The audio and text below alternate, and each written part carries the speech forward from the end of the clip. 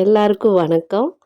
இப்போ நம்ம சுவையான வாழைப்பூ குழம்பு செய்வது எப்படின்னு பார்க்கலாம்.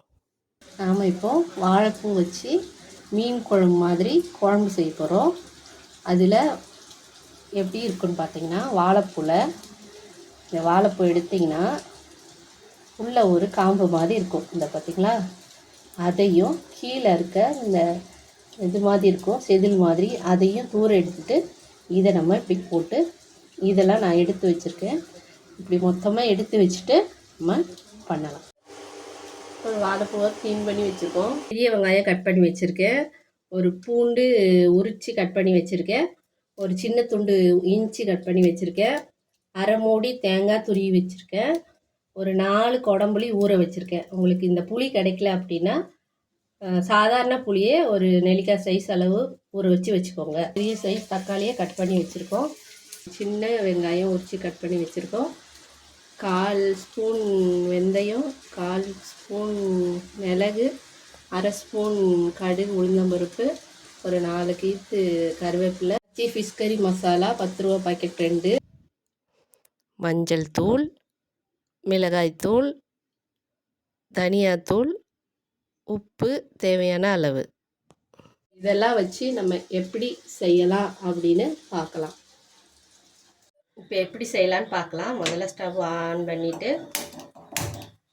பாத்திரம் வச்சு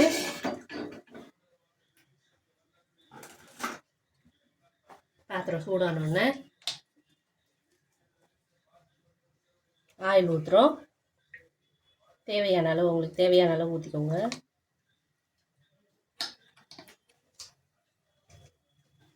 எண்ணெய் காஞ்சோடனே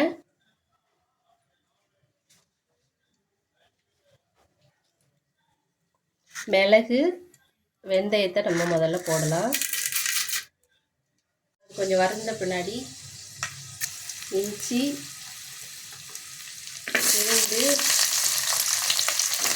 பூண்டு போட்டு நல்லா வறுத்துங்க. பெரிய வெங்காயத்தை போடுங்க.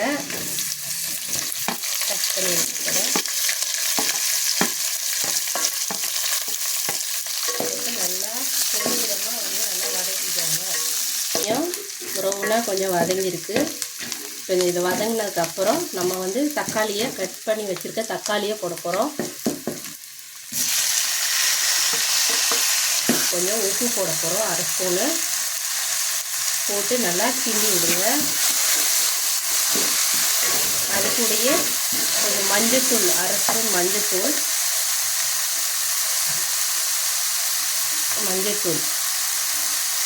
உங்களுக்கு தேவையான அளவு போட்டுக்கோங்க. தக்காளி நல்லா வதங்கிடுச்சு. அப்புறம் நம்ம துருவி வச்சுருக்க தேங்காய் சேர்க்க போகிறோம்.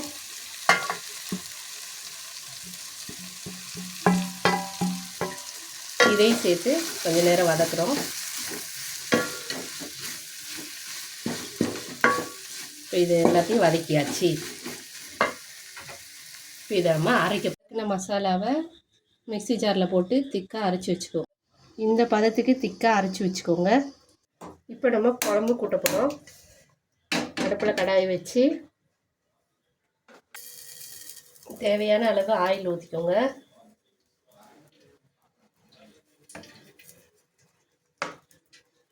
எண்ணெய் காஞ்சதுக்கப்புறம் ஒரு கொஞ்சம் போல் வெந்தயம் போட்டுக்கோங்க. ஒரு அரை ஸ்பூன் கடுகு உளுந்தம்பருப்பு சேர்த்துக்கோங்க. இந்த பருப்பு பொரிஞ்சதுக்கப்புறம் கருவேப்பிலை போட்டுக்கோங்க. வதங்கினதுக்கப்புறம் வெங்காயம் போட்டுக்கோங்க. சின்ன வெங்காயத்தை போட்டு வதக்குங்க. இதை நம்ம பொன்னிறமா வதங்கிடுச்சு. இப்போ அது வதங்கினதுக்கப்புறம் நம்ம வாழைப்பூவை கட் பண்ணி வச்சுருக்கோம். 2ஆக நீளமாக இருக்கிறதுனால 2 கட் பண்ணி வச்சுருக்கோம். அதை நம்ம இதோட சேர்க்க போகிறோம்.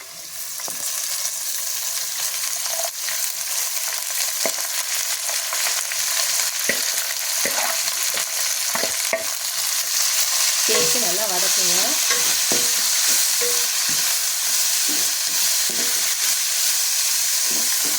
வாழைப்பூ நல்லா வதங்கினதுக்கப்புறம் நம்ம மசாலா சேர்க்கலாம். இப்போ நம்ம சிம்மாக அடுப்பை வச்சுட்டு அடி பிடிக்காமல் வதக்கணும். இப்போ பாருங்கள், வாழைப்பூ நல்லா வதங்கிடுச்சு. இப்போ இது கூட 1/4 ஸ்பூன் மஞ்சள் பொடி, கொஞ்சம் சேர்த்துக்கலாம்.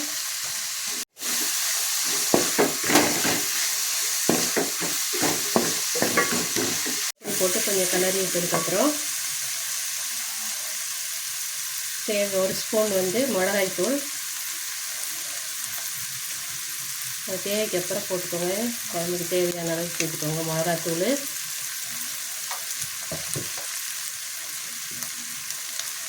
மல்லித்தூள் அதே மாதிரி போட்டுக்கோங்க.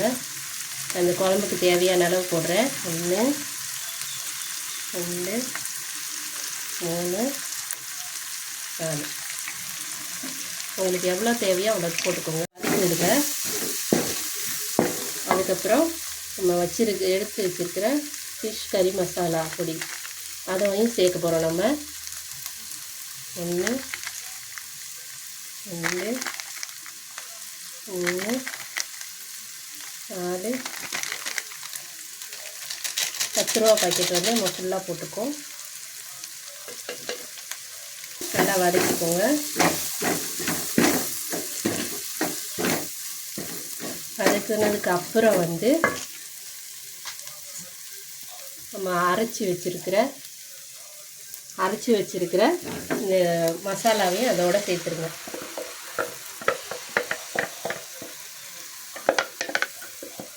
மசாலாவோடு சேர்த்து நல்லா வதக்கி விடுங்க. அடி பிடிக்காமல் ஸ்லிம்மாக வச்சுக்கோங்க. இது கூட கொஞ்சம் தண்ணி சேர்த்து நம்ம அரைச்ச அந்த இதுலேயே வந்து தண்ணி சேர்த்து இதோட சேர்க்க போகிறோம்.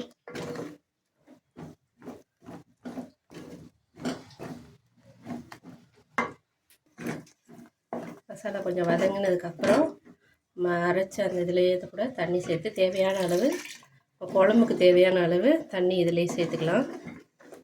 நல்லா கிண்டி விடுங்க. இது கொஞ்சம் கட்டியாக இருக்கிறதுனால நான் இன்னும் கொஞ்சம் தண்ணி சேர்த்துக்கிறேன்.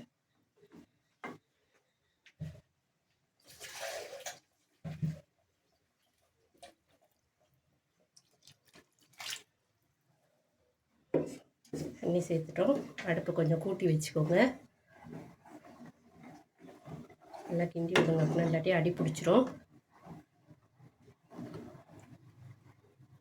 இப்போ இதுக்கப்புறம் பார்த்திங்கன்னா நம்ம புளி சேர்க்க போகிறோம். குடம்புளியை வந்து தண்ணியோடு சேர்க்க வேணாம்.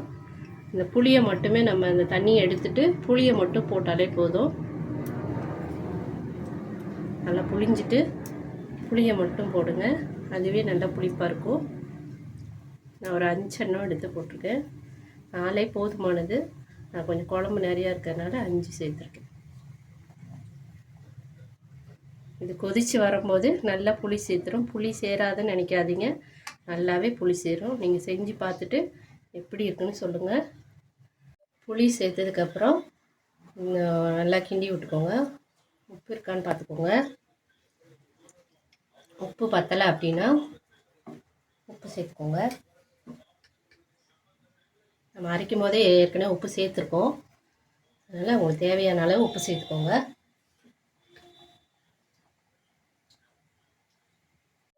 இப்போ பாருங்கள், மசாலா